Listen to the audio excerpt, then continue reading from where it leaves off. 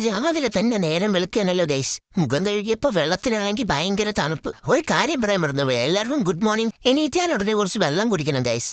എനിക്ക് മതി, ഇനി അമ്മ കുടിച്ചോ. കുടിക്കാൻ പറയുമ്പോൾ മുഴുവൻ കുടിച്ചതല്ലേ. താണ്ടാരം മണ്ടയിലും കയറി. ഇനി നമുക്ക് കുറച്ച് കറിപ്പാട്ടെടുപ്പ് ഇത് കണക്കുക. തത്തമ്മ, അയ്യോ തത്തമ്മയെ പിടിച്ച് കാല് വീഴുന്നേ. ഇനി കുറച്ച് തൈലം പെടുത്താം. അയ്യോ നാട്ടുകാരെ, ഓരോരുന്നെ അമ്മ അച്ഛനെ പൂട്ടിയിട്ടേ. അങ്ങനെ അച്ഛനെ ഞാൻ രക്ഷപ്പെടുത്തിയിരിക്കുന്നു. എന്ത് പറ്റിയാച്ചാ? അച്ഛനൊന്നും പറ്റിയില്ല. അപ്പൊ നമുക്കിനി കുറച്ചിരുന്ന് പഠിക്കാം. കൊണ്ടുള്ള ജയുടെ കഥ എന്റെ അച്ഛമ്മ എനിക്ക് പറഞ്ഞു തരുന്നുണ്ട്. പക്ഷെ ഇതൊന്നും എനിക്ക് മനസ്സിലാവുന്നില്ല. എന്തൊക്കെ വെണ്ടക്കേശ്വരത്തിൽ എഴുതിയിരിക്കുന്ന പോലെ. ആ വെണ്ടക്കേശ്വരം എന്ന് പറഞ്ഞപ്പോ അച്ഛമ്മ എനിക്കൊരു വെണ്ടക്കേരത്ത് തന്നു. എനിക്ക് ഭയങ്കര സന്തോഷായി.